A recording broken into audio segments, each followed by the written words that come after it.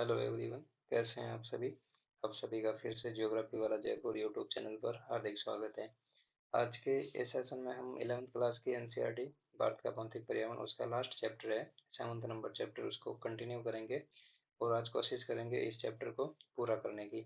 इसमें हम प्राकृतिक आपदाओं के वर्गीकरण से शुरू करेंगे और उसके बाद में जो इंडियन फिजियोग्राफिक डिवीजन है, जो इंडिया का भौगोलिक क्षेत्र है, वहाँ पर कौन कौन से टाइप की प्राकृतिक आपदाएं हैं, फॉर एग्जांपल बाढ़, सूखा, चक्रवात, ठीक है, इस टाइप की कौन कौन सी आपदाएं हैं और इन आपदाओं से कौन कौन से रीजन प्रभावित है और उनसे निपटने की कौन कौन सी रणनीतियां हैं हमारे पास, ठीक है, उनके बारे में डिस्कस करेंगे। तो शुरू करते हैं प्राकृतिक आपदाओं का वर्गीकरण, क्लासिफिकेशन ऑफ नेचुरल डिजास्टर्स।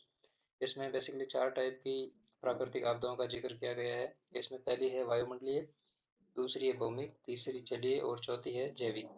ठीक है, तो इसमें वायुमंडलीय प्राकृतिक आपदाओं में जैसे फॉर एग्जांपल बर्फानी तूफान, तड़ित झंझा, तड़ित टोर्नेडो, उष्णकटिबंधीय चक्रवात, सूखा, करकापात और पाला लू अथवा शीतलहर सॉरी।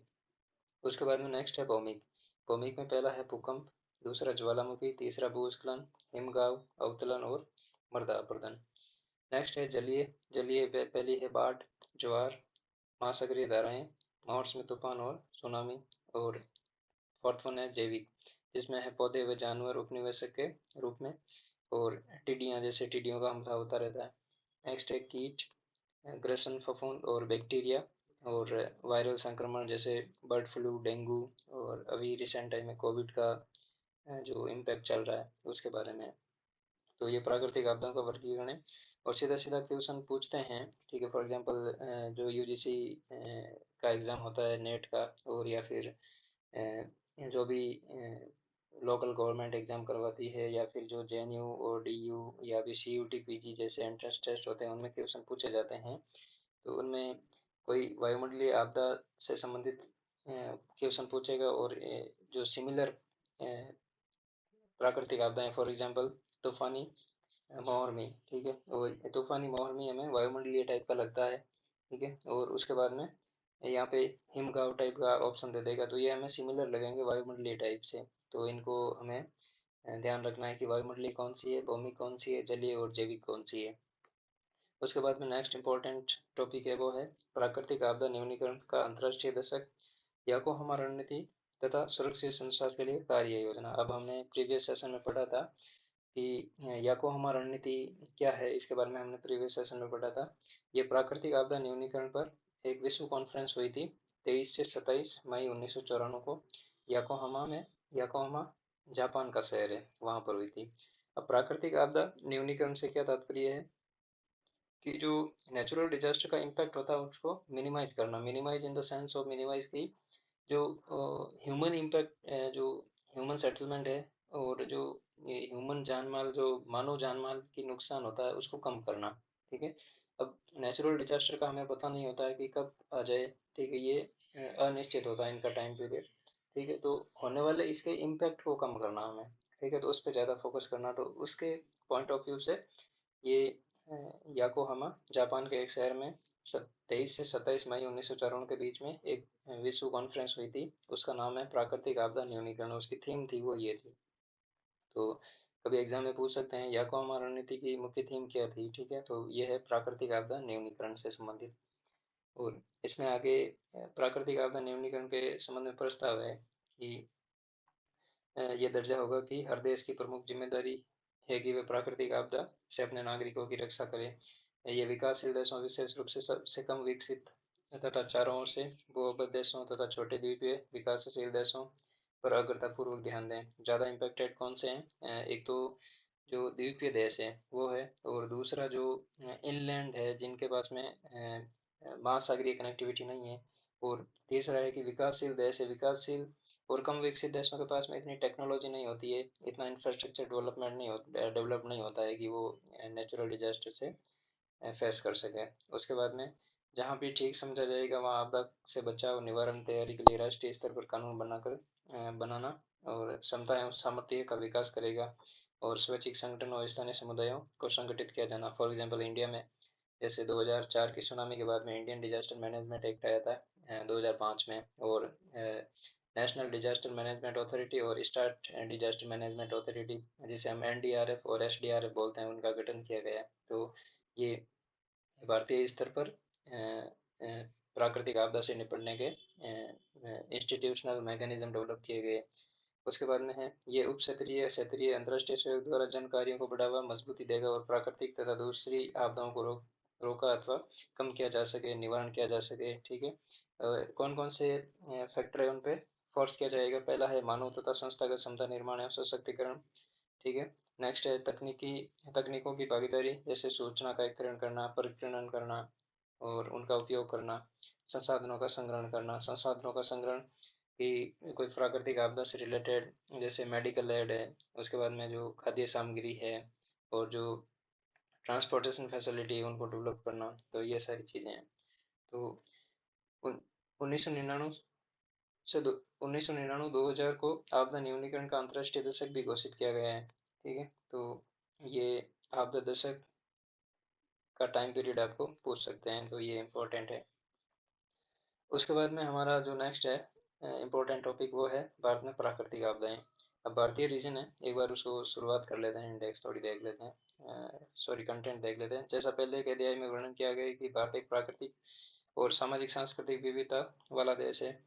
अब हमने पढ़ा था, फिजियोग्राफिक डिवीजन पढ़ा था, उसमें पढ़ा था नॉर्थ में हिमालय है, उसके बाद में मैदानी क्षेत्र है, उसके बाद में पठारी रीजन है, फिर दोनों साइड में कोस्टल रीजन है, पश्चिमी घाट, पूर्वी घाट, सेवन सिस्टर वाला अलग रीजन है, पहाड़ियाँ हैं वहाँ पे। ठीक है, तो यहाँ पे और उसके बाद में हर एक फिजियोग्राफिक डिवीजन में अपना कल्चरल और सोशल बैकग्राउंड है।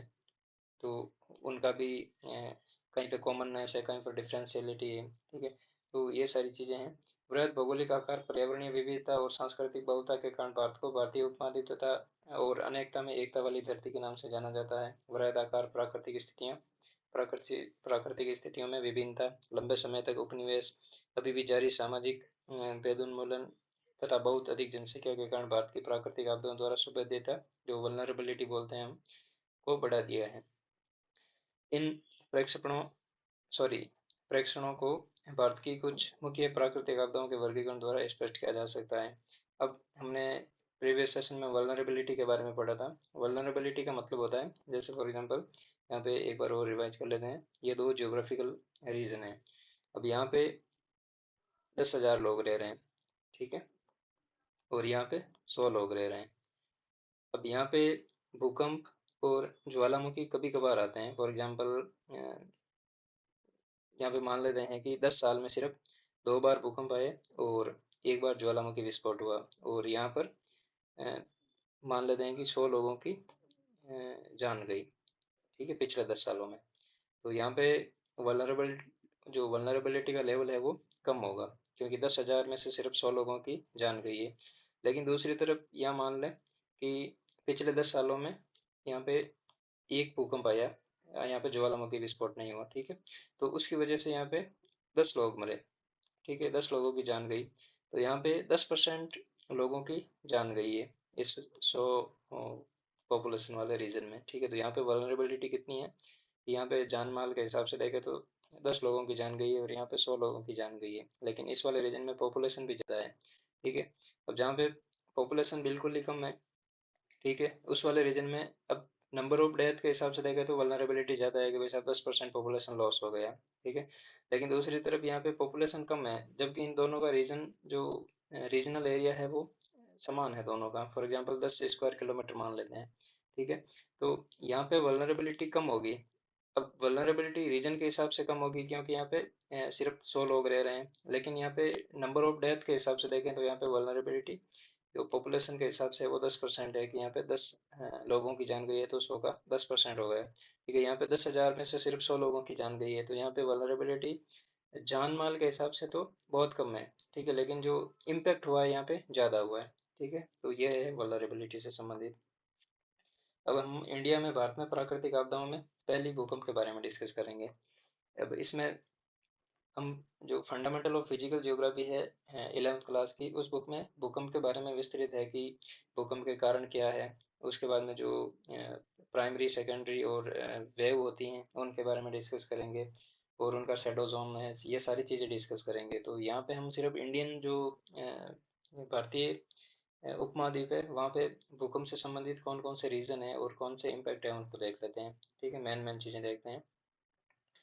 अब यहाँ पे बोल रहा है कि इंडियन प्लेट प्रतिवर्ष उत्तर तथा उत्तर व उत्तर पूर्व दिशा में 1 सेंटीमीटर खिसक रही है, परंतु उत्तर में स्थित यूरोपीय यूरेशियन प्लेट इसके लिए अवरोधक पैदा करती है। परिणाम स्वरूप इन प्लेटों के किनारे लॉक हो जाते हैं और कई स्थानों पर लगातार ऊर्जा का संग्रहण होता है।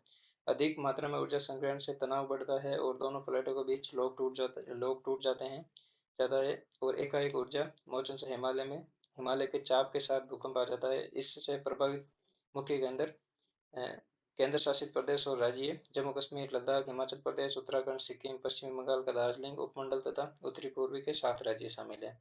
अब इस पूरे पैराग्राफ को एक बार वापस समझते हैं कि हमने सेकंड चैप्टर पढ़ा था, उसमें पढ़ा था कि इंडियन प्लेट है जो नॉर्थ और नॉर्थ ईस्ट डायरेक्शन में मूव कर रही है, और ये है इंडियन प्लेट और यहाँ पे है यूरेशियन प्लेट।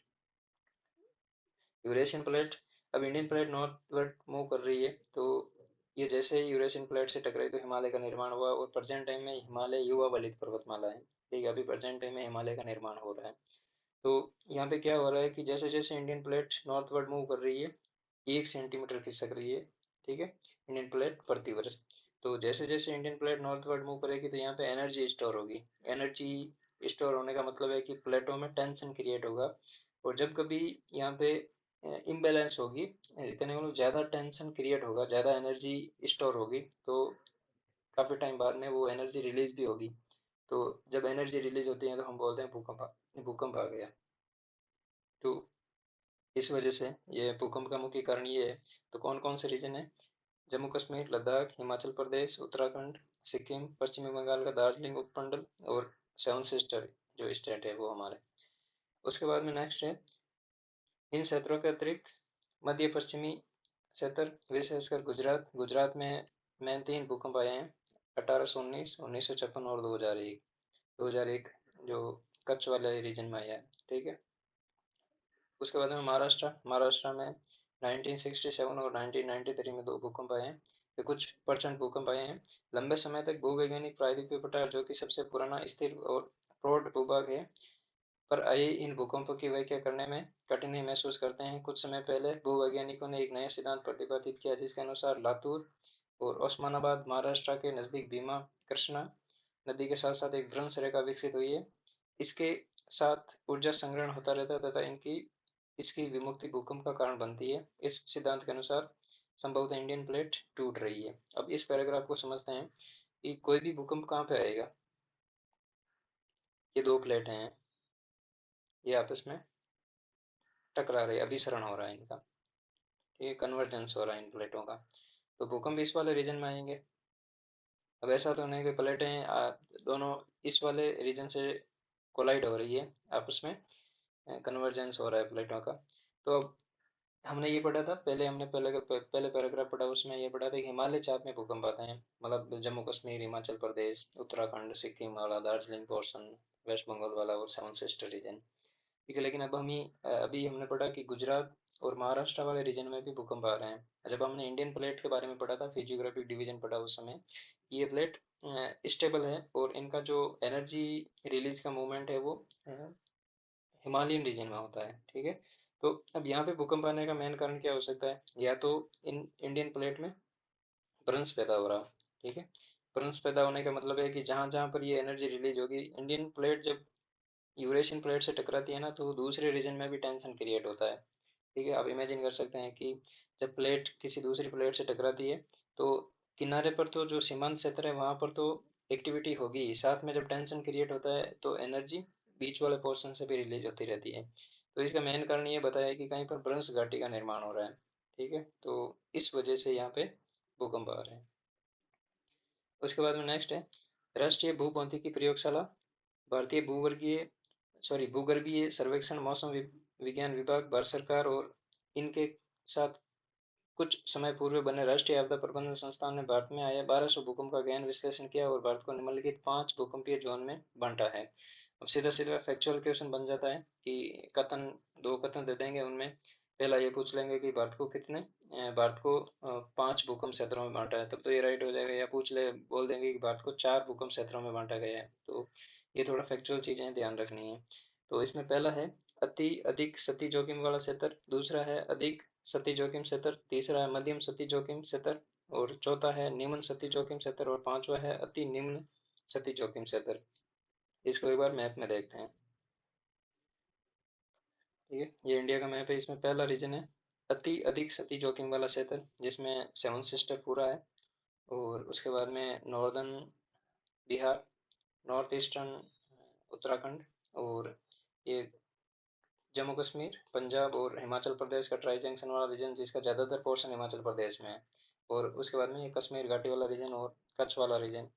और नेक्स्ट है अधिक क्षति जोखिम क्षेत्र, जो तराई वाला बेल्ट है, और उसके बाद में जो सैंस हिमालय, ट्रांस हिमालय है, और सिक्किम हिमालय, इस वाला रीजन, और कच्छ के आसपास वाला। उसके बाद में मध्यम क्षति जोखिम क्षेत्र, जो आपको ये पूरा बेल्ट दिख रहा है, ठीक है, ये मध्यम क्षति जोखिम क्षेत्र है। और उसके बाद में नेक्स्ट है निम्न क्षति जोखिम क्षेत्र, जो लाइनिंग पोर्शन दिख रहा है आपको मैप में, वो वाला इंडियन रीजन है जो मध्यम निम्न क्षति क्षेत्र है। और नेक्स्ट है अति निम्न क्षति जोखिम क्षेत्र, जो डॉटेड पोर्शन दिख रहा है आपको, ठीक है, अरावली के दोनों ओर। और उसके बाद में ये उड़ीसा वाला रीजन, और आंध्र प्रदेश और तेलंगाना छत्तीसगढ़ वाला रीजन, और इधर है महाराष्ट्र, कर्नाटका और आंध्र प्रदेश, ये वाला पोर्शन। तो ये भारत का भूकंप संभावित जोन है, ठीक है, भारत भारत का भूकंप संभावित क्षेत्र, जिसको 5 पार्ट में डिवाइड किया हुआ है। अब नेक्स्ट है, अब ये चूंकि मैप में है, डिटेल यहाँ पे दे रखी है कि इनमें से पहले दो क्षेत्रों में भारत के सबसे प्रचंड भूकंप अनुभव किए हैं, जबकि मानचित्र 7.2 में दिखाया गया, हमने अभी देख लिया है। भूकंप संवेदी क्षेत्रों में उत्तर पूर्वी प्रांत, दरभंगा के उत्तर में स्थित क्षेत्र, और ये बिहार वाला रीजन है, भारत और नेपाल के सीमा के साथ, ठीक है, अरेरिया और दरभंगा के रीजन। उत्तराखंड, पश्चिमी हिमाचल प्रदेश, धर्मशाला के चारों ओर, कश्मीर घाटी और गुजरात का कच्छ वाला रीजन, ये अति अधिक क्षति जोखिम क्षेत्र का हिस्सा है। जम्मू कश्मीर, लद्दाख और हिमाचल प्रदेश के बचे हुए भाग, उत्तरी पंजाब, हरियाणा का पूर्वी भाग, दिल्ली, पश्चिमी उत्तर प्रदेश और उत्तरी उत्तर बिहार अधिक क्षति जोखिम क्षेत्र में आते हैं। देश के बचे हुए भाग मध्य और निम्न क्षति जोखिम क्षेत्र में आते हैं, ठीक है। और भूकंप से सुरक्षित समझे जाने वाले क्षेत्रों में एक बड़ा हिस्सा दक्कन पठार का स्थिर भूभाग पड़ता है। अब नेक्स्ट है भूकंप के सामाजिक और पर्यावरणीय परिणाम। अब भूकंप के परिणाम क्या होंगे कि इसमें बस्तियां और बुनियादी ढांचे, परिवहन, संचार व्यवस्था, उद्योग और अन्य विकासशील क्रियाएं ध्वस्त हो जाएगी, और लोगों के पीढ़ियों से संचित पदार्थ और सामाजिक सांस्कृतिक विरासत भी नष्ट कर देगा। ये लोगों को बेघर कर देगा, और विकासशील देशों में कमजोर अर्थव्यवस्था पर गहरी चोट पहुंचती है। तो नॉर्मल बेसिक बातें हैं। अब उसके बाद में है भूकंप के प्रभाव। अब भूकंप के प्रभाव इंडेक्स देख लेते हैं। भूतल पर क्या होता है, दरारें आ जाती है, ठीक है, और बस्तियों का कहने का मतलब विकृत हो जाना, भूस्खलन आना, लैंडस्लाइड हो जाता है, ध्रुवीकरण होना, भू दबाव और संभावित श्रृंखला और प्रतिक्रिया, ठीक है। नेक्स्ट है मानव कृत ढांचों पर दरारें पड़ जाना, खिसकना। अब दरारें पड़ जाना, फॉर एग्जाम्पल कोई बिल्डिंग है उससे संबंध में, खिसकना कोई ह्यूमन सेटलमेंट है या कोई ह्यूमन इंफ्रास्ट्रक्चर डेवलपमेंट किया हुआ है तो उसका एक जगह से दूसरी जगह पर चला जाना, उल्टना, ठीक है, उनका डायरेक्शन चेंज हो जाना, आकुंचन, निपात, संभावित श्रृंखला प्रतिक्रिया। और जल में क्या होता है, जब हम नेक्स्ट सुनामी पढ़ेंगे उसमें पढ़ेंगे, हमारा नेक्स्ट टॉपिक यही है कि लहरें क्रिएट हो जाती है, जल गतिशीलता, कोई स्थिर तालाब है वहां पर जल बहकर बाहर चला जाता है, दबाव, प्रेशर क्रिएट होता है, सुनामी और संभावित श्रृंखला प्रतिक्रिया, ये चीजें होती है। अब नेक्स्ट है भूकंप न्यूनीकरण से संबंधित। तो भूकंप नियंत्रण केंद्रों की स्थापना, जिससे भूकंप संभावित क्षेत्रों में लोगों को सूचना पहुंचाई जा सके, जैसे ग्लोबल जियोग्राफिकल पोजिशनिंग सिस्टम है, जीपीएस को इसके कार्य के रूप में ले सकते हैं। प्लेट हलचल का पता लगाया जा सकता है। देश में भूकंप संभावित क्षेत्रों की सुभेद्यता मानचित्र तैयार करना, और संभावित जोखिम की सूचना लोगों तक पहुंचाना, और उसके प्रभाव को कम करने के बारे में शिक्षित करना। अब भूकंप सुभेद्यता हमने पढ़ा था, इंडियन को भारत को 5 जोन में डिवाइड किया हुआ है। तो जिस जोन में हाईएस्ट पॉसिबिलिटी है कि भूकंप आने की और ज़्यादा तीव्रता वाला भूकंप आने की, उस वाले रीजन में उस प्रकार के इंफ्रास्ट्रक्चर पहले से डेवलप किए जा सकते हैं। नेक्स्ट है भूकंप प्रभावित क्षेत्रों के घरों के प्रकार और भवन डिजाइन में सुधार लाना। ऐसे क्षेत्रों में ऊंची इमारतें, बड़े उद्योग संस्थान और शहरीकरण को बढ़ावा न देना। अब जहाँ पे भूकंप संभाव्यता ज़्यादा है, ठीक है, भूकंप की वल्नरेबिलिटी ज़्यादा है, वहाँ पर यदि बिल्डिंगों का निर्माण करें तो इस टाइप की बिल्डिंगें बनाई जाए जहाँ पे भूकंप का इम्पैक्ट कम हो, या यहाँ पर शहरीकरण और औद्योगिक संस्थान को बढ़ावा न देना। अंततः भूकंप प्रभावित क्षेत्रों में भूकंप प्रतिरोधी रेजिस्टेंट इमारतें बनाना और सुभेद्य क्षेत्रों में हल्के निर्माण सामग्री का इस्तेमाल करना, ज़्यादा हैवी मटेरियल का यूज नहीं करना। ठीक है, तो ये था भूकंप से संबंधित। इसमें बेसिकली आपको एक तो ये चीज़ याद रखनी है कि भारत को कितने जोन में डिवाइड किया हुआ है, और उन जो जो पहला जोन है अति अधिक सती वाला क्षेत्र, उसके रीजन को याद रखना है। ठीक है, क्योंकि उसमें कश्मीर वैली भी है, धर्मशाला वाला रीजन है, कच्छ वाला रीजन है, और उसके बाद में उत्तरी बिहार, उत्तरी पूर्वी उत्तराखंड और सेवन सिस्टर का पूरा पोर्शन है। तो ये चीज़ याद रखनी इम्पोर्टेंट है। और लीस्ट अफेक्टेड रीजन है वो दक्कन के पठार का अधिकतर भाग है। तो ये दो चीज़ें अच्छे से याद रखनी है। नेक्स्ट है सुनामी।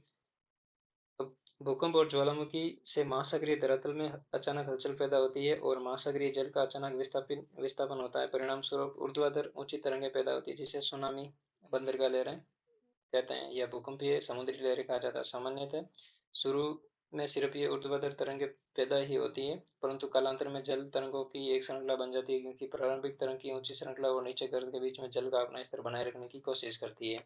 अब क्या होता है कि महासागरीय बेसिन में कोई प्लेट टेक्टोनिक हुआ है, ठीक है, प्लेटों में कोई मूवमेंट हुआ, तो उसकी वजह से वहाँ पे एक लहर क्रिएट होगी। फॉर एग्जांपल ये मान लेते हैं जल स्तर है, यहाँ पे लहर क्रिएट हुई, इतना जल ऊपर उठ गया। अब ये जल जब नीचे गिरेगा वापस, तो इस डायरेक्शन में मूव करेगा, और इधर से भी इस डायरेक्शन में मूव करेगा। तो यहाँ पर क्या होता है, इस जल की जो सीमा है, बैलेंस है, जो ऊपरी लेवल है, उसको मेंटेन करने के लिए क्या है, यहाँ पे मूव करता रहता है, बार बार यहाँ पे लहरें क्रिएट होती है। जैसे ही लहरें क्रिएट हुई है, दूसरी दिशा में मूव करने लगती है, तो इसको हम बोलते हैं सुनामी। ठीक है, तो ये दोनों डायरेक्शन में लहरें जाती है। अब यहाँ पे कुछ जनरल बातें दे रखी है और उनके इम्पेक्टेड रीजन के बारे में दे रखा है। और इसके बाद में है कि कई बार ये इनकी ऊंचाई 15 मीटर या उससे अधिक हो जाती है। ठीक है, भीषण ध्वस्त हो जाते हैं। और नेक्स्ट है भीषण विध्वंसक होता है, इसलिए इन्हें उतले जल की तरंगे भी कहते हैं। सुनामी आमतौर पर प्रशांत महासागरीय तट पर, जिसमें अलास्का, जापान, फिलीपाइन, दक्षिण पूर्वी एशिया के दूसरे द्वीप, इंडोनेशिया, मलेशिया तथा हिंद महासागर क्षेत्र, म्यांमार, श्रीलंका और भारत के तटीय भागों में आती है। ये सुनामी से प्रभावित इलाका है मेनली। उसके बाद में यहाँ पे एक एग्जाम्पल दे रखा है कि सुनामी का एग्जाम्पल है यहाँ पे। 26 दिसंबर 2004 को आई सुनामी के समय किया गया। ठीक है, जिसके कारण 3 लाख से अधिक लोगों को जान से हाथ धोना पड़ा, और इस सुनामी आपदा को भारत के अंतर्राष्ट्रीय सुनामी चेतावनी तंत्र शामिल होने में फैसला लिया। अब इससे पहले एक अंतर्राष्ट्रीय सुनामी चेतावनी तंत्र था, उसमें भारत शामिल नहीं था। तो जब 2004 की सुनामी आई थी, दिसंबर 2004 की सुनामी, उसके बाद में इंडिया ने इस इंटरनेशनल ऑर्गेनाइजेशन को ज्वाइन किया था, जो अंतर्राष्ट्रीय सुनामी चेतावनी तंत्र के संबंध में था। तो इससे पहले ज्वाइन कर लेते तो हो सकता है कि जो 2004 में सुनामी आई उसका इम्पैक्ट थोड़ा कम होता है। तो ये है सुनामी से संबंधित। अगला टॉपिक है उष्णकटिबंधीय चक्रवात। अब उष्णकटिबंधीय चक्रवात के बारे में पढ़ते हैं कि उष्णकटिबंधीय चक्रवात कम दबाव वाले उग्र मौसम तंत्र है। 30 डिग्री उत्तर से 30 डिग्री दक्षिणी अक्षों के बीच में पाए जाते हैं। अब कभी कोरल रीफ का एग्जाम्पल पूछा जाता है, वैसे के वैसे चक्रवात उष्णकटिबंधीय चक्रवात का भी पूछ लेंगे। तो इनका रीजन है वो 30 डिग्री उत्तर से दक्षिण के 30 डिग्री दक्षिण के बीच में। ये आमतौर पर 500 से 1000 किलोमीटर क्षेत्र में फैला होता है। इसका जो आकार होता है वो इतना होता है, 500 से 1000 मीटर, 1000 किलोमीटर के आसपास। इसकी ऊर्ध्वाधर ऊंचाई 12 से 14 किलोमीटर हो सकती है। उष्णकटिबंधीय चक्रवात या प्रभंजन एक उष्मा इंजन की तरह होते हैं, जिसमें ऊर्जा प्राप्ति समुद्र तल से प्राप्त जलवाष्प की संघनन प्रक्रिया में छोड़ी गई गुप्त उष्मा से होती है। अब चक्रवात, उष्णकटिबंधीय चक्रवात की ये विशेषता है, क्वेश्चन पूछ सकते हैं, इंपॉर्टेंट पैराग्राफ है ये। तो जो लेटेंट हीट मिलती है, गुप्त उष्मा मिलती है चक्रवात को, उसकी वजह से ही वो चक्रवात गति करता है। अब जैसे ही चक्रवात का लैंडफॉल होता है, किसी तटीय सतह से टकराता है, तो फिर चक्रवात की जो इंटेंसिटी वो कम हो जाती है धीरे धीरे, और कुछ रीजन में जाके समाप्त हो जाता है। क्यों हो जाता है? क्योंकि उसको लेटेंट हीट नहीं मिलती है, जो संघनन प्रक्रिया में छोड़ी गई गुप्त उष्मा है वो उसको नहीं मिलती है। तो इस वजह से वो लैंडफॉल होने के बाद में उसका इंटेंसिटी कम हो जाती है। अब उष्णकटिबंधीय चक्रवात की उत्पत्ति के बारे में वैज्ञानिकों में मतभेद है। इनकी उत्पत्ति निम्नलिखित प्रारंभिक अवस्थाएं होना आवश्यक है। ठीक है, तो मेन कारण क्या है चक्रवातों की उत्पत्ति का, कि लगातार और पर्याप्त मात्रा में उष्ण व आर्द्र वायु की सतत उपलब्धता, जिससे बड़ी मात्रा में गुप्त उष्मा निर्मुक्त हो सके। और तीव्र कोरियोलिस बल जो केंद्र के निम्न वायुदाब को भरने दे भरने न दे। अब जो कोरियोलिस बल होगा वो केंद्र में, अब उष्णकटिबंधीय चक्रवात के केंद्र में क्या है, लो प्रेशर है, तो कोरियोलिस बल ज्यादा होगा तो यहाँ पे पवनें ज्यादा घूमेगी, गति ज्यादा स्पीड से घूमेगी।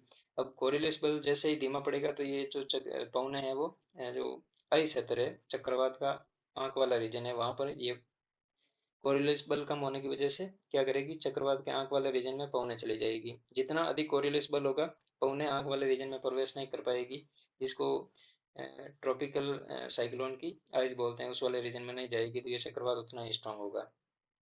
भूमध्य रेखा के आसपास 0 से 5 डिग्री कोरियोलिस बल कम होता है, परिणाम स्वरूप यहाँ पे चक्रवात उत्पन्न नहीं होते हैं। अब ये इंपॉर्टेंट लाइन है, चक्रवात का रीजन कौन सा हमने पढ़ा था, 30 डिग्री उत्तर से 30 डिग्री दक्षिण। लेकिन जो विषुवत रेखा है उसके दोनों ओर 5 डिग्री उत्तरी और 5 डिग्री दक्षिणी अक्षांश के बीच में चक्रवात उत्पत्ति नहीं होती है। बेसिकली ये कहाँ से होते हैं, 5 डिग्री से 30 डिग्री और 5 डिग्री से 30 डिग्री उत्तर दक्षिण वाले रीजन में होते हैं। ये चीज याद रखनी है। सौर मंडल में अस्थिरता जिसे स्थानीय स्तर पर निम्न वायुदाब क्षेत्र बनता है, इन्हीं के चारों ओर चक्रवात भी विकसित होते हैं।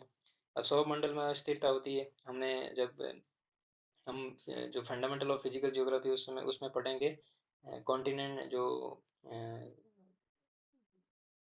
जलवायु से संबंधित टॉपिक पढ़ेंगे उस समय पढ़ेंगे। हम एटमॉस्फेयर के कंपोनेंट और स्ट्रक्चर के बारे में पढ़ेंगे, उसमें पढ़ेंगे कि सौर मंडल में अस्थिरता होती है जिससे स्थानीय स्तर पर निम्न वायुदाब क्षेत्र बन जाते हैं, इन्हीं के चारों ओर चक्रवात विकसित होते हैं। और जहाँ पे हाई टेम्परेचर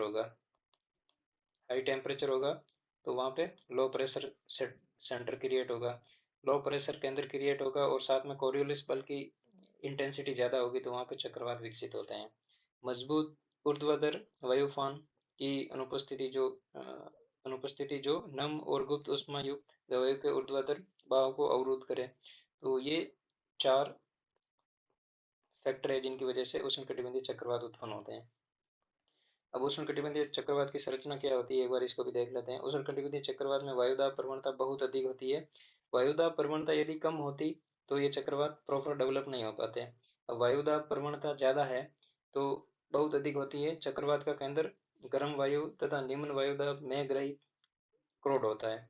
जो चक्रवात का सेंटर पॉइंट होता है वहां पर क्या होता है कि गर्म वायु होती है, पहली बात तो टेम्परेचर हाई रहता है। उसके बाद में निम्न वायुदाब, प्रेशर यहाँ पे कम रहता है, और मेघ रहित को क्रोड, ठीक है, यहाँ पे बादल नहीं होते हैं, ठीक है, जो क्लाउड कवरिंग पोर्शन है वो इस वाले रीजन में नहीं होता है, ठीक है। तो ये कैरेक्टरिस्टिक है उष्णकटिबंधीय चक्रवात के केंद्र की। इसे तूफान की आंख कहा जाता है, ये वाला रीजन है, इसको तूफान की आंख वाला रीजन कहते हैं। सामान्यतः समदाब रेखाएं एक दूसरे के नजदीक होती है जो उच्च दाब प्रवणता का प्रतीक है। अब उच्च दाब प्रवणता उस वाले रीजन में होगी जहां पर जो दाब रेखाएं हैं, वायु दाब रेखाएं वो पास पास में होगी। और इसी प्रकार हम शीतोष्ण कटिबंधीय चक्रवात पढ़ेंगे, उस समय पढ़ेंगे कि यहाँ पे वायु दाब की जो लाइनें हैं वो एक दूसरे से दूर दूर है, ठीक है। तो ये है उष्ण कटिबंधीय चक्रवात और ये है शीतोष्ण कटिबंधीय चक्रवात की वायुदाब रेखाओं की विशेषताएं। वायुदाब प्रवणता 14 से 17 मिलीबार 100 किलोमीटर के आसपास होती है। कहने का मतलब 100 किलोमीटर वाले रीजन में 14 से 17 मिलीबार तक का वायुदाब पाया जाता है इस वाले उष्ण कटिबंधीय चक्रवात में। कई बार ये 60 मिलीबार प्रति 100 किलोमीटर तक हो सकता है। केंद्र में पवन पट्टी का विस्तार 10 से 150 किलोमीटर तक होता है। जो आंख वाला रीजन है वो कभी कभी 10 किलोमीटर से 150 किलोमीटर वाले रीजन तक फैल जाता है, ठीक है। और उसके बाद में ये है basic characteristic of tropical cyclone. Next है भारत में चक्रवात का क्षेत्रीय और समयानुसार वितरण।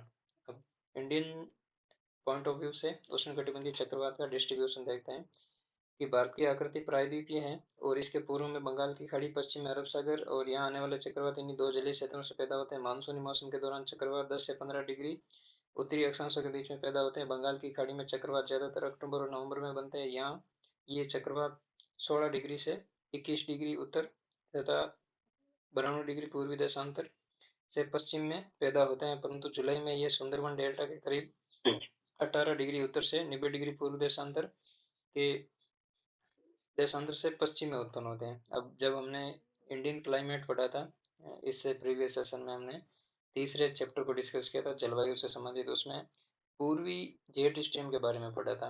पश्चिमी जेट स्ट्रीम का हमने पढ़ा था कि वो भूमध्य सागर से जो अवदाब होते हैं उनको लेके आती है और शीतकाल में वर्षा करती है। जब हम पूर्वी जेट स्ट्रीम के बारे में पढ़ा था तो उसमें हमने पढ़ा था कि जो भारत में मानसूनी पवनें आती है पूर्व बंगाल की खाड़ी से, वो पूर्वी जेट स्ट्रीम से प्रभावित होती है। तो हमने उसके बारे में अच्छे से डिटेल किया था उस वाले टॉपिक में, तो एक बार उस लेक्चर को भी आप जरूर देखिए। तो इसमें यहाँ कह रहा है कि चक्रवात बंगाल की खाड़ी और अरब सागर के इन दो जलीय क्षेत्रों से पैदा होते हैं, और इनकी जो क्षेत्र है वो 10 डिग्री से 15 डिग्री उत्तरी अक्षांशों में पैदा होने वाले रीजन में वहाँ होता है बंगाल की खाड़ी में। और बंगाल की खाड़ी में चक्रवात अक्टूबर से नवंबर में बनते हैं, जब मानसून के निवर्तन का टाइम होता है उस समय चक्रवात उत्पन्न होते हैं, और ये उनका अक्षांशीय और देशांतरीय विस्तार है। अब उष्णकटिबंधीय चक्रवात के परिणाम क्या होते हैं, कि बेसिक बातें हैं कि उष्णकटिबंधीय चक्रवात ऊर्जा का स्रोत उष्ण आर्द्र वायु से प्राप्त होने वाली गुप्त उष्मा है, और समुद्र से दूर बढ़ने पर चक्रवात का बल कमजोर हो जाता है। क्यों हो जाता है? क्योंकि इनको जो गुप्त उष्मा है वो नहीं मिलती है। भारत में चक्रवात जैसे जैसे बंगाल की खाड़ी और अरब सागर से दूर हो जाते हैं, बल कमजोर हो जाता है, तटीय क्षेत्रों में अक्सर उष्णकटिबंधीय चक्रवात 180 किलोमीटर प्रति घंटे की गति से टकराते हैं। इससे तूफानी क्षेत्र में तूफानी क्षेत्र में समुद्र तल भी अभिसरण के रूप में ऊपर उठ जाता है, जैसे तूफान माहौर में, ठीक है, स्टॉर्म सर्ज कहा जाता है। तो ये स्टॉर्म सर्ज है हमने यहाँ पे डिस्कस किया था, ये तूफान माहौर में, ठीक है, ये जलीय प्राकृतिक आपदा है जो उष्णकटिबंधीय चक्रवात से जुड़ी हुई है। अब उष्णकटिबंधीय चक्रवात तो वायुमंडलीय आपदा है, ठीक है, लेकिन उसके साथ में जो स्टॉर्म सर्ज है वो भी जुड़ा हुआ है, तो ये दोनों चीजें एक दूसरे से लिंक है। तो कभी क्वेश्चन पूछ सकते हैं आपसे, तो इस टाइप के क्वेश्चन बनाते हैं। उसके बाद में नेक्स्ट है, तटीय क्षेत्र में बस्तियां खेत पानी में डूब जाते हैं और फसलें और कई प्रकार के मानव कर ढांचे विनाश हो जाते हैं। तो ये बेसिक है। उसके बाद में यहाँ पे इनबॉक्स इंफॉर्मेशन है। समुद्र तल में मोहरमी वायु समुद्र और जमीन की अंतःक्रिया से उत्पन्न होते हैं। तूफान में अत्यधिक वायुदाब प्रवणता और अत्यधिक तेज सतही पवनें उफान को उठाने वाले बल है। इससे समुद्री जल क्षेत्रीय तटीय क्षेत्र में घुस जाता है और वायु की गति तेज होती है और भारी वर्षा होती है। अब क्या होता है जब उष्णकटिबंधीय चक्रवात किसी महासागरीय या बंगाल की खाड़ी के एग्जाम्पल पॉइंट ऑफ व्यू से देखते हैं कि ये बंगाल की खाड़ी है, ठीक है, और यहाँ पे उष्णकटिबंधीय चक्रवात क्रिएट हुआ है, तो ये क्या करेगा, इस डायरेक्शन में मूव करेगा, भारतीय तटीय रेखा की तरफ मूव करेगा। तो जब ये चक्रवात इंडियन कोस्ट लाइन की तरफ मूव करेगा तो अपने साथ में क्या करेगा, यहाँ पे आंख वाले रीजन से यहाँ पे पवनें ऊपर उठती है, और ऊपर उठने के बाद में इधर मूव करती है। तो जैसे जैसे ये पश्चिम की तरफ मूव करेगा तो अपने साथ में जो महासागरीय सतह है सागरीय सतह है वहां से जल को भी अपने साथ में लेके आएगा। तो उष्णकटिबंधीय चक्रवात की वजह से जो लहरें उत्पन्न हुई है उनको बोलते हैं महोरमी, ठीक है, जलीय तूफानी महोरमी, जिसका कारण है उष्णकटिबंधीय चक्रवात, ठीक है। तो ये है उष्णकटिबंधीय जो स्टॉर्म सर्ज होते हैं उनका मेन कारण यही है। उसके बाद में नेक्स्ट है बाढ़, ठीक है, फ्लड के बारे में है कि अब फ्लड का शुरुआत में मेन चीजें ये दे रखी है कि बाढ़ तब आती है जब नदियां वाहिकाएं अपना क्षमता से अधिक जल बहाव होता है और बाढ़ के रूप में मैदानों के निचले हिस्सों में बढ़ जाते हैं। कई बार झीलें और आंतरिक जल क्षेत्र में भी क्षमता से अधिक जल भर जाता है। बाढ़ आने के कई और कारण होते हैं, जैसे तटीय क्षेत्रों में तूफानी माहौल हमने अभी पढ़ा है, लंबे समय तक होने वाले तेज बारिश, हिम का पिघलना, जमीन के अंत स्पंदन, ठीक है, इनफिल्ट्रेशन होता है की दर की कमी आना, और अधिक मृदा अपरदन के कारण नदी जल में जलोढ़ की मात्रा में वृद्धि हो जाती है। अब अधिक अपरदन करेगी तो जो नदी का तलीय खाद है वो बढ़ जाएगा, तो वो नदी के तल में जमा होता जाएगा, तो नदी अपनी डायरेक्शन चेंज कर लेगी। उसके बाद में अंत स्पंदन का मतलब है कि इनफिल्ट्रेशन प्रोसेस प्रॉपर नहीं होगा तो जल दूसरी दिशा में मूव करेगा, तो इसकी वजह से भी बाढ़ें आ जाती है। विस्तृत क्षेत्र में आती है, विश्व के विस्तृत क्षेत्र में। अब नेक्स्ट है, काफी तब्दील आती है, परंतु दक्षिणी पूर्वी और पूर्वी एशियाई देशों विशेषकर चीन, भारत और बांग्लादेश में इनकी बारंबारता अधिक होती है और नुकसान भी अधिक होता है। ठीक है, यहाँ पे कुछ बेसिक बातें दे रखी है, एक बार स्पीड से रीडिंग कर लेते हैं। दूसरी प्राकृतिक आपदाओं की तुलना में बाढ़ की उत्पत्ति और इसके क्षेत्रीय फैलाव में मानव एक विशेष महत्वपूर्ण भूमिका अदा करता है। मानव कृत क्रियाकलापों, अंधाधुंध वनों की कटाई, अवैज्ञानिक कृषि पद्धति, प्राकृतिक अपतंत्रों के अवरुद्ध होना, नदी तल और बाढ़ग्रस्त मैदानों पर मानव बसाव की वजह से भी बाढ़ की तीव्रता, परिमाण और विध्वंसता बढ़ जाती है। अब चूंकि बाढ़ एक प्राकृतिक आपदा है, लेकिन इसकी इंटेंसिटी, इसका परिमाण और इसकी विध्वंसता कौन बढ़ाता है? मानव बढ़ाता है। कैसे बढ़ाता है?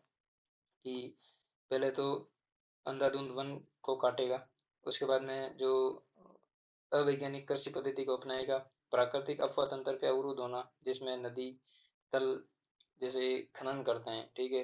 तो फॉर एग्जांपल ये नदी है, ठीक है, ये नदी, यहाँ पे खनन गतिविधियां अधिक करेगा, ठीक है। और इस वाले रीजन में क्या करेगा कि यहाँ पे जल इकट्ठा हो जाएगा।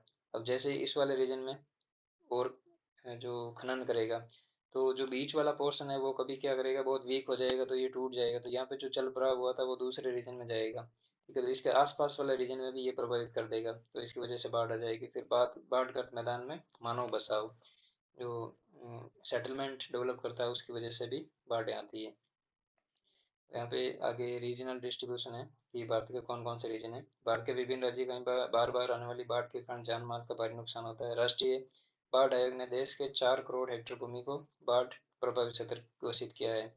अब आपको एक चीज गूगल सर्च करनी है, राष्ट्रीय बाढ़ आयोग की स्थापना कब की गई और इसका मेन कारण क्या था, मतलब किस टाइम की गई थी राष्ट्रीय बाढ़ आयोग की स्थापना, तो इसका कभी ईयर पूछ सकते हैं आपसे। नेक्स्ट है मानचित्र 7.6 में भारत के बाढ़ प्रभावित क्षेत्र दर्शाए गए हैं। असम, पश्चिमी बंगाल, बिहार राज्य सबसे अधिक बाढ़ प्रभावित क्षेत्र है। अब कभी आपसे एग्जाम में क्वेश्चन पूछ ले और इन 3 राज्यों में से कोई एक का ऑप्शन दे आपको, और 3 कोई अदर ऑप्शन हो, तो आप इन तीनों में से कोई एक को चूज करना, ठीक है। और इन तीनों में से कोई 2 ऑप्शन दे दे, असम और बिहार का दे दे, तो आपको असम राइट करना है, ठीक है, क्योंकि असम में ब्रह्मपुत्र घाटी वाले रीजन में होने की वजह से यहाँ पे बाढ़ ज्यादा आती है। इसके अतिरिक्त इसके अतिरिक्त उत्तर भारत की ज्यादातर नदियां विशेषकर पंजाब और उत्तर प्रदेश में बाढ़ लाती है। राजस्थान, गुजरात, हरियाणा, पंजाब आकस्मिक बाढ़ के से पिछले कुछ दशकों में जलमग्न हो रहे हैं। इनके कारण है मानसूनी वर्षा में तीव्रता, मानव क्रियाकलापों द्वारा प्राकृतिक अफवाह के अवरुद्ध होना। कई बार तमिलनाडु में बाढ़ नवंबर से जनवरी के बीच में वापस लौटती मानसूनी पवनों द्वारा होती है। हमने पढ़ा था तमिलनाडु में वर्षा होती है वो उत्तरी पूर्वी मानसून की ब्रांच से होती है, तो वहां पर इस टाइम बाढ़ आती है। अब हम एक बार मैप देखते हैं 7.6 को, ठीक है। 7.6 बाढ़ संभावित क्षेत्र, तो एक तो ब्रह्मपुत्र घाटी रीजन है, और दूसरा ये पंजाब वाला रीजन है जहाँ पे सतलज और व्यास वाला रीजन है। फिर यमुना, गंगा, शारदा नदियाँ, घाघरा, गंडक, कोसी, और ये सोन नदी वाला रीजन, और इधर साबरमती, माही और तापी वाला। फिर माही नदी delta, Godavari, Krishna delta region, और तमिलनाडु में इस वाले रीजन में शीतकालीन सॉरी जो मानसून निवर्तन के टाइम में जो पवने आती है, आर्द्रता ग्रहण करके बंगाल की खाड़ी से इस वाले रीजन में बारिश करती है, तो यहाँ पर भी बाढ़ आ जाती है। एक बार इस मैप को देखते हैं, वायु तथा चक्रवात क्षेत्र की आपदा, ठीक है। अब इसमें वायु तथा चक्रवात आपदा क्षेत्र को कितने जोन में बांटा है? 3, 4, 5, 6 जोन में बांटा है, ठीक है। इसमें ये अति अधिक सती जोखिम क्षेत्र है, उसमें इस वाले रीजन को इंक्लूड किया है। एक तो त्रिपुरा और मिजोरम वाला रीजन है, और दूसरा ये लद्दाख वाला रीजन है, कोल्ड डेजर्ट वाला, ये वाला पोर्शन है। उसके बाद में अति अधिक सती जोखिम क्षेत्र, ठीक है, बी टाइप वाले रीजन, वो सेवन सिस्टर का आंतरिक भाग है, और गुजरात का कोस्टल बेल्ट है, और पूर्वी घाट है, सॉरी पूर्वी तटीय मैदान है जो तमिलनाडु से लेकर पश्चिमी बंगाल तक है। उसके बाद में अधिक अति जोखिम जोखिम वाला क्षेत्र, ठीक है, जिसे इस वाले जो नॉर्दर्न प्लान है, राजस्थान का मरुस्थलीय रीजन है, और उसके बाद में तमिलनाडु वाला कुछ पोर्शन है। उसके बाद में मध्यम सतही जोखिम वाला क्षेत्र, जो लाइनिंग पोर्शन आपको दिख रहा है, ये वाला है। उसके बाद में मध्यम सतही जोखिम वाला क्षेत्र, मध्यम सतही जोखिम क्षेत्र ए और मध्यम सतही जोखिम क्षेत्र बी, 2 पार्ट में डिवाइड किया हुआ। जो डॉटेड पोर्शन है, कंटिन्यूस डॉटेड पोर्शन, वो है इस बी टाइप वाला रीजन, और निम्न सतही जोखिम क्षेत्र में डॉटेड पोर्शन है, ठीक है। तो ये पश्चिमी और पूर्वी घाट के बीच वाला रीजन है, जिसमें दक्षिणी महाराष्ट्र और कर्नाटका का पोर्शन है, ठीक है। उसके बाद में बाढ़ के परिणाम और नियंत्रण। अब परिणाम और नियंत्रण वही होते हैं, असम, पश्चिम बंगाल, बिहार, पूर्वी उत्तर प्रदेश, मैदानी क्षेत्र, ओडिशा, आंध्र प्रदेश, तटीय तमिलनाडु, आंध्र प्रदेश और तमिलनाडु, गुजरात के तटीय क्षेत्र में, तथा पंजाब, राजस्थान, उत्तर गुजरात, हरियाणा में बार बार बाढ़ आने और कृषि भूमि तथा मानव बस्तियों के डूबने से देश के आर्थिक व्यवस्था तथा समाज पर गहरा प्रभाव पड़ता है। अब आर्थिक व्यवस्था बिगड़ती है और समाज पर गहरा प्रभाव पड़ता है, जान माल की हानि होती है, फसलें जो एग्रीकल्चरल लैंडस्केप है वो इम्पेक्ट होता है, ठीक है। उसके बाद में ट्रांसपोर्टेशन सिस्टम डिस्टर्ब होता है।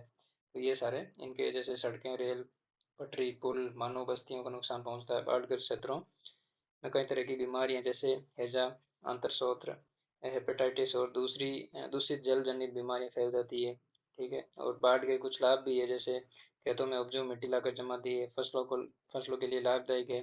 ब्रह्मपुत्र में मझौली असम का सबसे बड़ा नदी द्वीप है। ये लाइन इंपॉर्टेंट है, याद रखना। ब्रह्मपुत्र नदी पर असम में जो माजुली द्वीप है वो नदी द्वीप है, हर वर्ष बाढ़ से ग्रस्त होता है, परंतु यहाँ पर चावल की फसल अच्छी होती है, लेकिन ये लाभ भीषण नुकसान के सामने गौण होता है, ठीक है। यानी वो नुकसान ज्यादा है और फायदा कम है। अब यहाँ पे कुछ मैनेजमेंट से संबंधित है, और हर वर्ष बाढ़ से पैदा होने वाली गंभीर स्थिति से अवगत है, और कुछ जनरल बातें हैं। नेक्स्ट है सूखा, ड्रॉट के बारे में। सूखा ऐसी स्थिति को कहा जाता है जब लंबे समय तक कम वर्षा, अत्यधिक वाष्पीकरण और जलाशय तथा भूमिगत जल के अत्यधिक प्रयोग से भूतल पर जल की कमी हो जाती है। सूखा एक जटिल परिघटना है जिसमें कई प्रकार के मौसम विज्ञान संबंधी तथा अन्य तत्व जैसे वृष्टि, वाष्पीकरण, वाष्पोत्सर्जन, भौम जल, मृदा में नमी, जल भंडारण व भरण, कृषि पद्धतियां, विशेषतः उगाई जाने वाली फसलें, सामाजिक आर्थिक गतिविधियां और परिस्थिति की शामिल है। अब सूखे में बहुत सारे कंपोनेंट है जो सम्मिलित है, ठीक है। तो ये बाढ़ संभावित क्षेत्र था। और उसके बाद में सूखा। अब जो ड्रॉट एरिया है वो ड्रॉट के टाइप है, वो चार टाइप के ड्रॉट होते हैं। पहला है मौसम विज्ञान से संबंधित सूखा, ये सीधे सीधे एग्जाम में पूछे जाते हैं, ठीक है। आपको मैच ऑफ द फॉलोइंग करवाएंगे, पहला मौसमी, दूसरा कृषि, तीसरा जलवायु और चौथा परिस्थिति की सूखा के एग्जाम्पल दे देंगे और सामने आपके इनके कैरेक्टरिस्टिक दे देंगे, ठीक है। तो उनको मैच ऑफ द फॉलोइंग करके आपको आंसर निकालना पड़ता है। तो मौसम विज्ञान संबंधी सूखा किसे कहते हैं? ये एक ऐसी स्थिति है जिसमें लंबे समय तक अपर्याप्त वर्षा होती है, इसके सामयिक और स्थानिक वितरण भी असंतुलन होते हैं। अपर्याप्त वर्षा होती है पहली बात तो, और उसके बाद में यहाँ पे समय के साथ में और स्थान के पॉइंट ऑफ व्यू से असंतुलित होती है। किसी भी रीजन में किसी टाइम बहुत ज़्यादा बारिश हो जाती है और किसी रीजन में किसी टाइम बहुत कम बारिश होती है, तो इनका इम्बैलेंस होता है। नेक्स्ट है कृषि सूखा, इसे भूमि आर्द्रता सूखा भी कहा जाता है। भूमि इसमें भूमि आर्द्रता सूखा भी कहा जाता है। मिट्टी में आर्द्रता की कमी के कारण फसलें मुरझा जाती है। जिन क्षेत्रों में 30% से अधिक कुल बोए गए क्षेत्र में सिंचाई होती है उन्हें भी सूखा प्रभावित क्षेत्र भी नहीं माना जाता है। अब यहाँ पे एक इंपॉर्टेंट लाइन है, जिन क्षेत्रों में 30% से अधिक कुल बोए गए क्षेत्र में सिंचाई होती है उन्हें उन्हें भी सूखा प्रभावित क्षेत्र नहीं माना जाता है, ठीक है। लेकिन यहाँ पे ये लाइन है, भूमि आर्द्रता सूखा भी कहा जाता है। मिट्टी में आर्द्रता की कमी के कारण फसलें मुरझा जाती है, तो ये है कृषि सूखा। नेक्स्ट है जल विज्ञानी संबंधी सूखा, ये लाइन आपको इंपॉर्टेंट है, याद रखनी है। 30% से कोई भी जियोग्राफिकल रीजन है वहाँ पे 30% से अधिक कुल बोए गए क्षेत्र में इरिगेशन फैसिलिटी है, उस क्षेत्र को सूखा संबंधी क्षेत्र नहीं कहते हैं, ठीक है। ये इंपॉर्टेंट लाइन है। नेक्स्ट है जल विज्ञान संबंधी सूखा, यह स्थिति तब पैदा होती है जब विभिन्न जल संग्रहण, जलाशय, जलबूत और झीलें इत्यादि इत्यादि का स्तर स्तर वृष्टि द्वारा की जाने वाली जलापूर्ति के बाद भी नीचे गिर जाता है, ठीक है। तो जो कहने का मतलब वापस जल पुनर्भरण है वो प्रोसेस पूरा नहीं हो पाता है, तो उसको जल विज्ञान संबंधी सूखा कहते हैं। नेक्स्ट है पारिस्थितिकी सूखा, जब पारिस्थितिकी परिस्थितियां जल के तंत्र की कमी से उत्पादकता में कमी हो जाती है। इकोसिस्टम में जब पारिस्थितिकी तंत्र में जल की कमी से उत्पादकता कम हो जाती है, जो इकोसिस्टम प्रोडक्टिविटी है वो इम्पेक्टेड रहती है, ठीक है। उन पे नेगेटिव इम्पैक्ट पड़ता है, वो अपना जो नेचुरल प्रोडक्शन बैलेंस है वो प्रॉपर नहीं बना पाती है, तो उसको हम उस स्थिति में हम बोलते हैं कि पारिस्थितिकी सूखा आ गया है। परिणाम स्वरूप परिस्थितिकी तंत्र में तनाव आ जाता है, ये क्षतिग्रस्त हो जाता है और पारिस्थितिकी सूखा कहलाता है, ठीक है। ये सूखा का एग्जाम्पल है, ठीक है। आप देख सकते हैं रेनफॉल नहीं हो रहा है, ठीक है। जो पशु है उनका जो जीना मुश्किल हो जाता है, ठीक है। तो इस वजह से सूखे के संबंध में मतलब सूखा का जो इम्पैक्ट है वो ज़्यादा घातक होता है एज कम्पेयर टू फ्लड या दूसरे पॉइंट ऑफ व्यू से, क्योंकि अभी एक तो बारिश नहीं होती है, उसके बाद में टेम्परेचर हाई रहता है, और टेम्परेचर हाई होने की वजह से वाष्पीकरण भी हाई हो जाता है। अब जो बचा कुचा जल है उनका भी इवोपरेशन हो जाता है, तो इसकी वजह से इसका इम्पैक्ट थोड़ा ज़्यादा, इंटेंसिटी ज़्यादा है सूखा की। अब भारत में सूखाग्रस्त क्षेत्र कौन कौन से है? भारतीय कृषि काफ़ी हद तक मानसून पर निर्भर रहती है, और भारतीय जलवायु तंत्र में सूखा और बाढ़ महत्वपूर्ण तंत्र है। कुछ अनुमानों के अनुसार भारत के कुल भौगोलिक क्षेत्रफल का 19% और जनसंख्या का 12% हिस्सा हर वर्ष सूखे से प्रभावित होता है। ये इंपॉर्टेंट लाइन है, फैक्चुअल पूछ सकते हैं एग्जाम में कभी भी। देश का लगभग 30% क्षेत्र सूखे से प्रभावित हो सकता है, जिसमें 5 करोड़ लोग प्रभावित होते हैं। ये प्राय देखा गया है कि जब देश के कुछ भागों में बाढ़ का कहर ढा रही होती है, उसी समय दूसरे भाग में सूखा से जूझ रहे होते हैं। ये मानसून में परिवर्तनशीलता और इसके व्यवहार में अनिश्चितता के परिणाम है।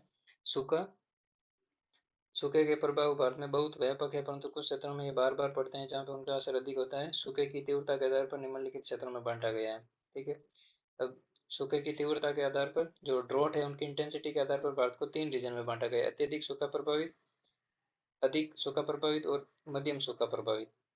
ठीक है, पहला है, अब यहाँ पे एक मैप दे रखा है, ठीक है, जोन फर्स्ट, जोन सेकंड और जोन थर्ड। ये है सूखा रहित क्षेत्र, यहाँ पे सूखे का इम्पैक्ट नहीं है जो आप देख सकते हैं।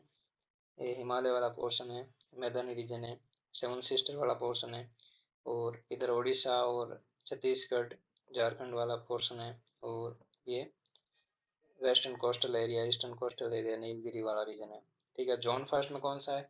अपने अरावली के पश्चिम वाला, राजस्थान का थारमल स्थल और गुजरात का कच्छ वाला रीजन।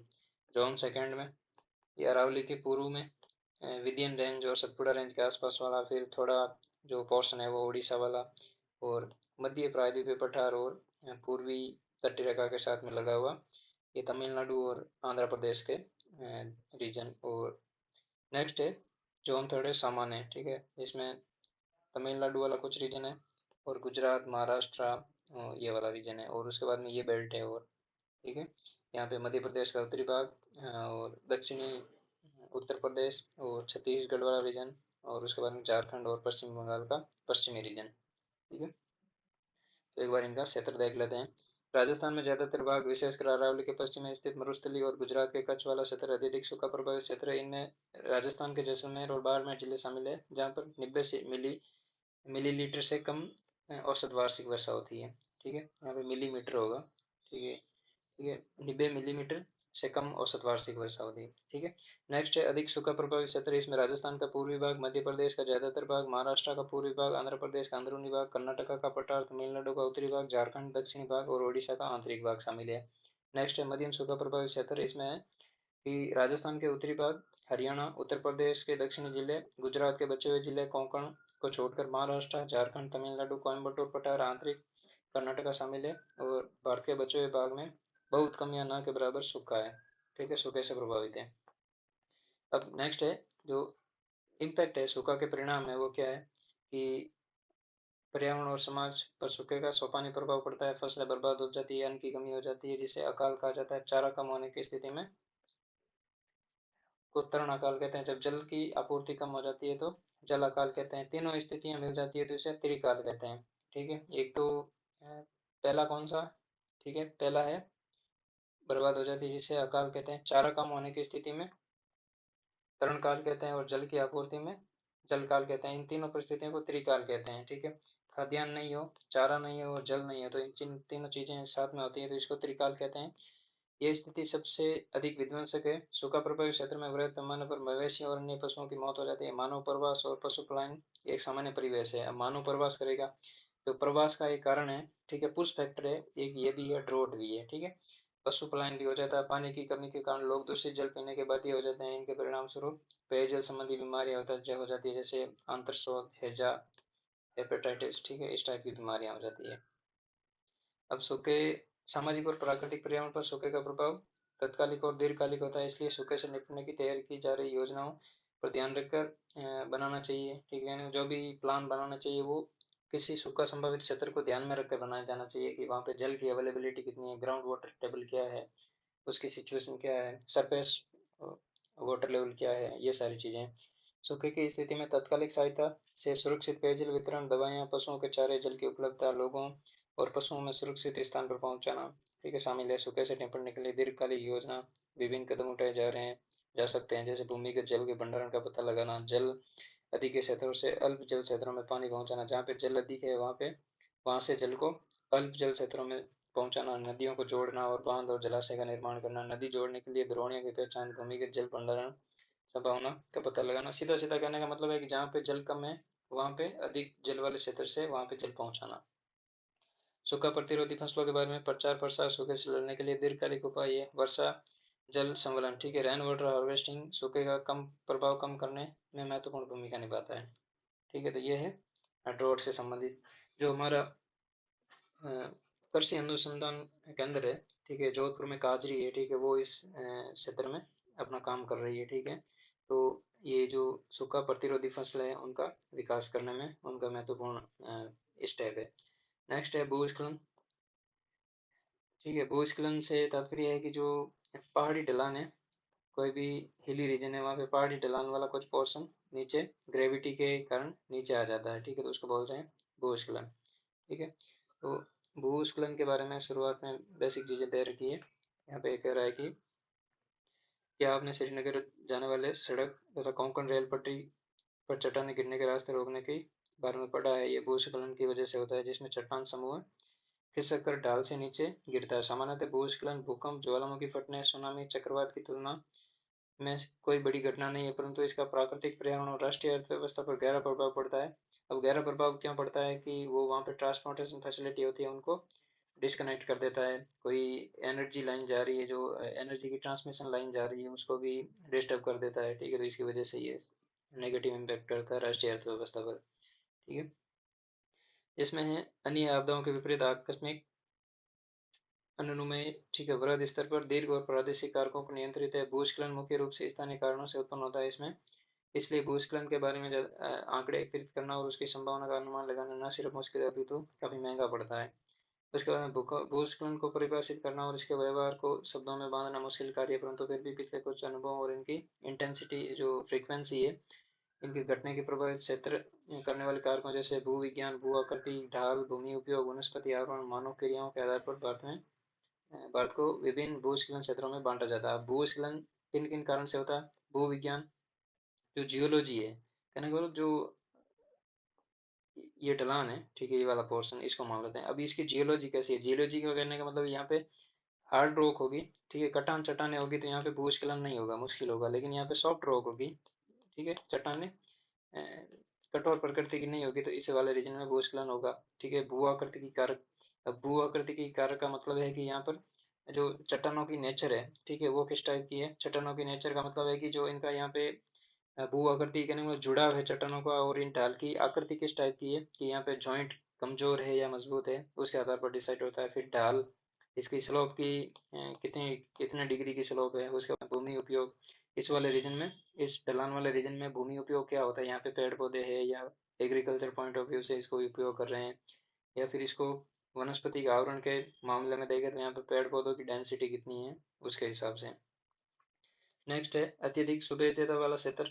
अब भारत में भूस्खलन क्षेत्र है, उनको जोन वाइज बांटा है, जिसमें ज्यादातर अस्थिर हिमालय की युवा पर्वत श्रृंखलाएं, अंडमान निकोबार, पश्चिमी घाट और नीलगिरी से अधिक वर्षा वाले क्षेत्र, नीलगिरी से अधिक वर्षा वाले क्षेत्र, उत्तरी पूर्वी क्षेत्र, भूकंप प्रभावित क्षेत्र और अत्यधिक मानव क्रियाकलाप वाले क्षेत्र, जिसमें सड़क और बांध निर्माण इत्यादि आते हैं, अधिक भूस्खलन सुभेद्यता क्षेत्रों में रखे जाते हैं। ठीक है, उसके बाद में अधिक सुभेद्यता क्षेत्र।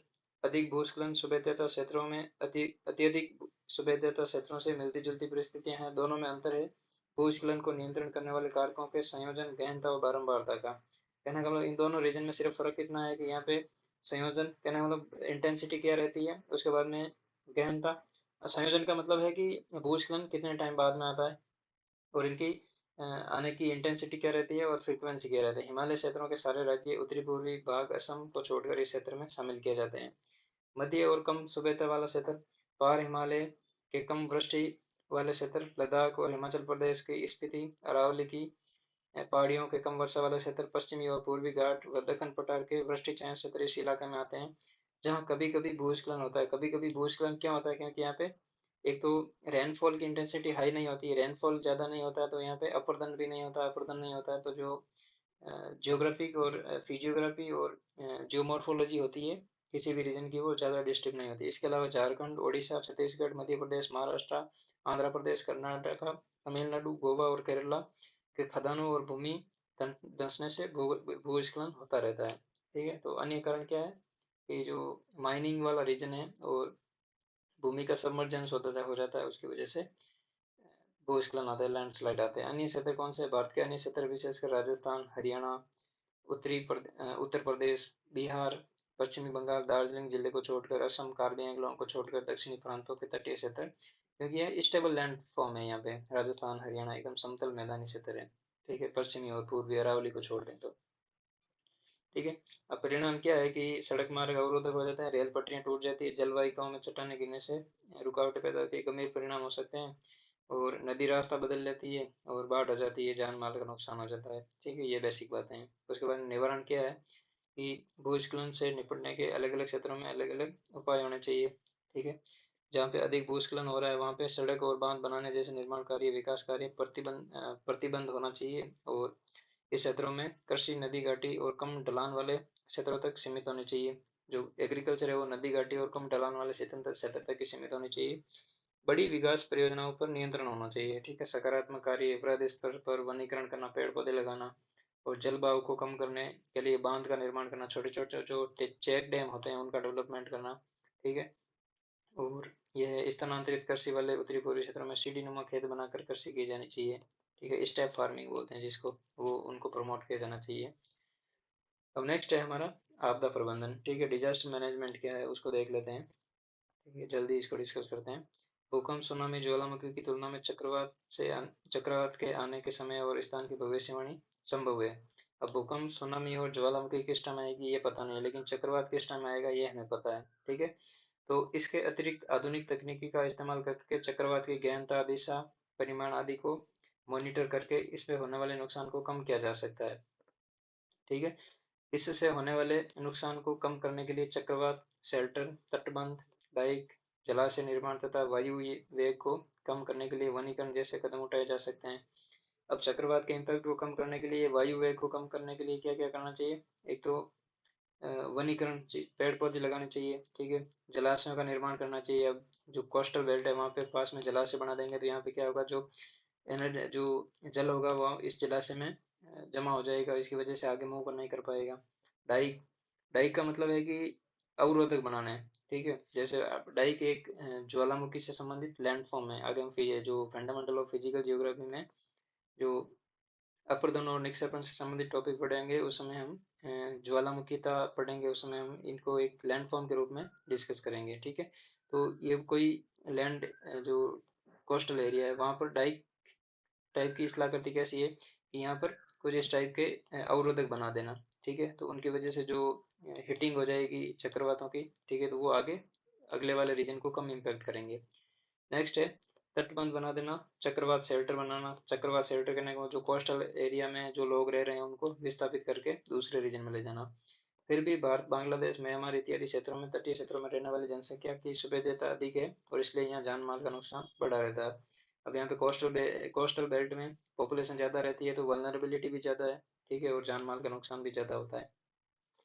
नेक्स्ट है एक डिजास्टर मैनेजमेंट एक्ट है, आपदा प्रबंधन अधिनियम, इंपॉर्टेंट है। ये सीधे सीधे एग्जाम में पूछे जाते हैं। ठीक है, जेएनयू, डीयू इनके एग्जाम होते हैं, इंट्रेंस टेस्ट होते हैं, और कभी कभी जो स्टेट लेवल पर भी एग्जाम होते हैं, टीचर और अदर एग्जाम होते हैं उनमें भी पूछे जाते हैं। आपदा प्रबंधन अधिनियम कब पारित किया गया? ठीक है, तो इसका जो डेट है वो 2005 है।